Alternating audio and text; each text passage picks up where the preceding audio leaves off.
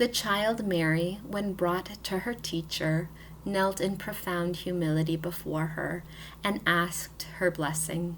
She begged to be admitted among those under her direction, obedience, and counsel, and asked her kind forbearance in the labor and trouble which she would occasion.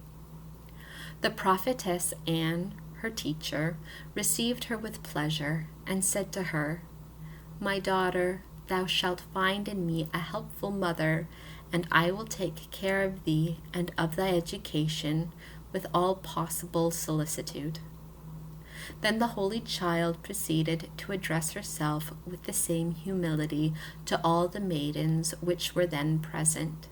Each one she greeted and embraced, offering herself as their servant, and requesting them, as older and more advanced than she in the duties of their position, to instruct and command her. She also gave them thanks that without her merit they admitted her to their company. Instruction given me by the Most Holy Virgin Mary. My daughter, the greatest happiness which can befall any soul in this mortal life is that the Almighty call her to his house consecrated to his service. For by this benefit he rescues the soul from a dangerous slavery and relieves her of the vile servitude of the world, where, deprived of true liberty, she eats the bread in the sweat of her brow. Who is so dull and insipid as not to know the dangers of the worldly life, which is hampered by all the abominable and most wicked laws and customs introduced by the astuteness of the devil and the perversity of men? The better part is religious life and retirement. In it is found security. Outside is a torment and a stormy sea, full of sorrow and unhappiness. Through the hardness of their heart and the total forgetfulness of themselves, men do not know this truth and are not attracted by its blessings. But thou, O soul, be not deaf to the voice of the Most High. Attend and correspond to it in thy actions. I wish to remind thee that one of the greatest snares of the demon is to counteract the call of the Lord whenever he seeks to attract and incline the soul to a life of perfection in his service.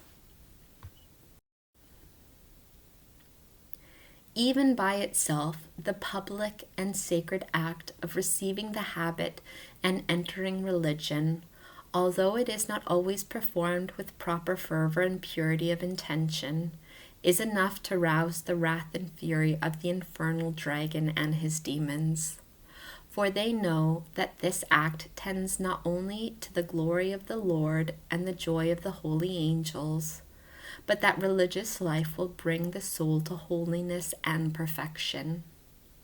It very often happens that they who have received the habit with earthly and human motives are afterwards visited by divine grace, which perfects them and sets all things aright.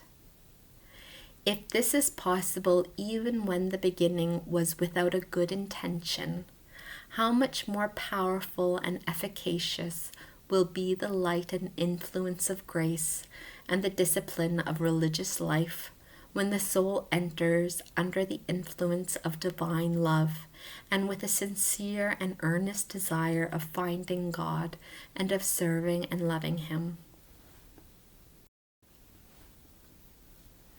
Before the Most High reforms or advances those who, for any reason, enter the religious state, it is no more than right that, in turning away from the world, they avert also their eyes from it, and blot out from their memory all its images, forgetting all that they have in so praiseworthy a manner left behind. Those that neglect this requirement and are ungrateful and disloyal toward God will doubtlessly fall under the punishment of the wife of Lot, And if on account of the goodness of God they do not suffer this punishment in an equally open and visible manner, they nevertheless undergo it interiorly, remaining congealed and full of dryness, without fervor or advance in virtue. Forsaken by grace, they thus do not attain the end of their vocation, make no progress in religion, nor find any spiritual consolation in it, and do not merit to be visited by the Lord as children, but to be left to their own resources like unfaithful and fugitive slaves. Remember, Mary, that for thee all the world must be crucified and dead, that thou must have for it no memory, retain none of its images, pay it no attention, nor have any inclination toward any of its creatures.